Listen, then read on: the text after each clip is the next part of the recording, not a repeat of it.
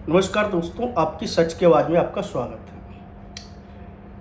मैं नए टॉपिक पे ही बात करूँगा क्योंकि जितने मेरे चैनल को देखने वाले लोग हैं, मैं देखिए, हम भी राष्ट्रभक्त हैं, देशभक्त हैं और हमने भी बहुत से सामाजिक कार्य किए हुए हैं।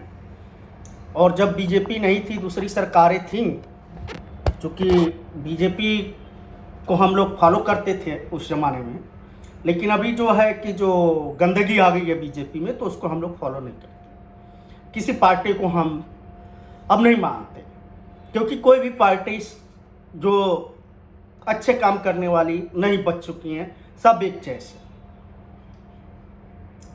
मेरा टॉपिक ये है कि भ्रष्टाचार, मेरा टॉपिक ये है कि भगवान राम, और आज का टॉपिक भारतीय जनता पार्टी के ऊपर है। भारतीय जनता पार्टी जब सत्ता में नहीं थी तो राम के नाम पे बहुत से प्रचार किए, राम मंदिर बनाएंगे, कृष्ण मंदिर बनाएंगे, बहुत सी चीज़ें किया। भ्रष्टाचार नहीं होगा, भ्रष्टाचार के ऊपर भी ये लोग बोलते थे।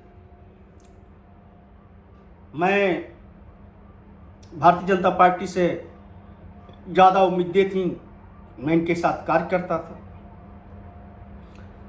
सरकार सत्ता में आते ही इसके समीकरण बदल गए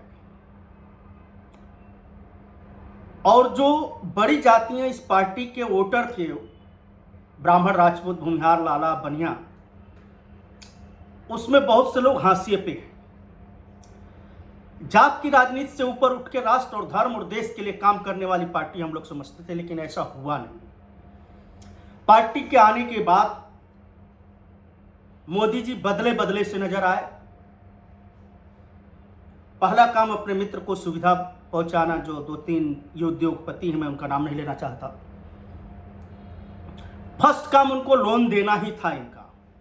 तभी मैं समझ गया था कि ये अपने मित्रों को लाभ पहुंचाने के लिए, जो इनका मीडिया सेल में थे, प्रशांत किशोर उस समय प्रचार इनके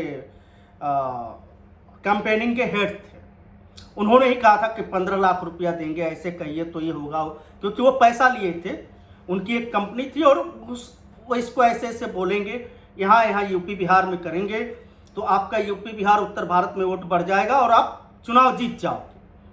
क्योंकि कोई भी कंपनी जो लॉन्च होती है वह पैसा लेता है, तो उस तरह का काम करना चाहता है और हुआ भी ऐसा। लोग 15 लाख रुपया आया नहीं। सोनिया, मुलायम, राहुल गांधी, मायावती, शरद पवार जी, उद्धव ठाकरे, मैं जितनी पार्टियां हैं, मैं सबको, क्योंकि नाम लूंगा तो बहुत बड़ा लंबा लिस्ट बन जाएगा, जो भ्रष्टाचार में लिप्त थी पार्टियां, वही आज भारतीय जनता पार्टी की एनडीए की घटक दल है। इन्होंने सबको जोड़ना शुरू किया, तो हम सोचे जोड़ना तो ठीक है, लेकिन तोड़ना बहुत बुरा है। तो जो जातिवाद की पार्टी थी, शुरू में ही मैं बता दूं, अनुप्रिया पटेल और निषाद पार्टी, ओम प्रकाश राजभर, इनको इन्होंने लेके यूपी में इनको जातिवाद की पार्टियां बढ़ा दी। क्योंकि जब जाति में लोग लड़ेंगे तो इनको फायदा होगा। कोई राजभर के लिए लड़ेगा, कोई साहनी के लिए लड़ेगा, तो इससे इनको फायदा होगा। हिंदुत्व तो खत्म हो जाएगा, लेकिन इनको बहुत फायदा होगा। इस तरह की राजनीति करके जब इन्होंने 2018 में SC/ST एक्ट लाए, जो सुप्रीम कोर्ट ने कहा कि इसका दुरुपयोग हो रहा है, दीपक मिश्रा जी सुप्रीम कोर्ट के चीफ जस्टिस थे, उन्होंने फैसला दिया कि जो है इसमें दुरुपयोग हो रहा है और इसको जो है लोगों को प्रताड़ित और अलग तरीके से फंसा के उनसे पैसा लेना या अपनी बात मनवाना है, इसलिए हो रहा है। इसलिए इसका गिरफ्तारी पहले नहीं होगी, जांच होगी। अगर जांच में सही पाया गया तो उसको जेल और जो भी होना है होगा। अब इन्होंने भीम आर्मी की एक पैदा कर दिया भारतीय जनता पार्टी ने, भाई तुम उठाओ, मुद्दा उठाओ, तुमको हम पैसा फंडिंग करते हैं। ओवैसी को तो पैसा फंडिंग करते ही हैं, भीम आर्मी को इन्होंने पैसा फंडिंग करना शुरू कर दिया। भीम आर्मी ने कितनी बसें जलाई, चंद्रशेखर आजाद ने कितने तोड़ फोड़ किए।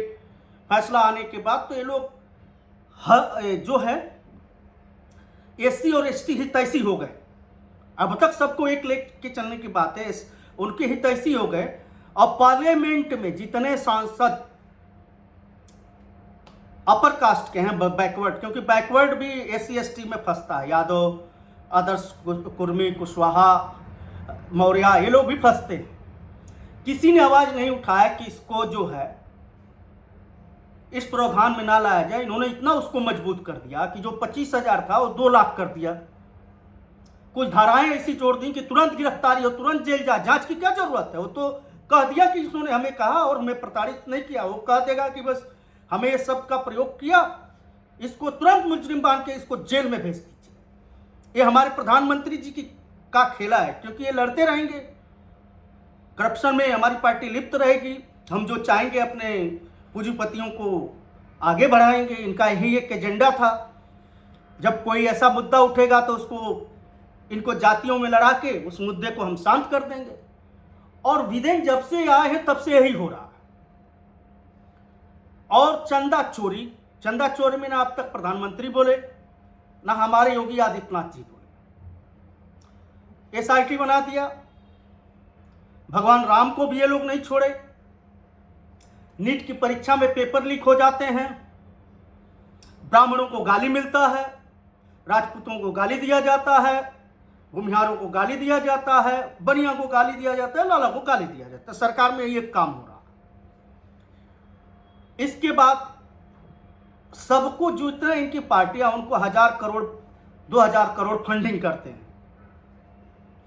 अगर किसी ब्राह्मण और किसी अपर कास्ट के साथ कुछ हादसा हो जाए तो वहां पे कोई उनका साथ देने वाला नहीं।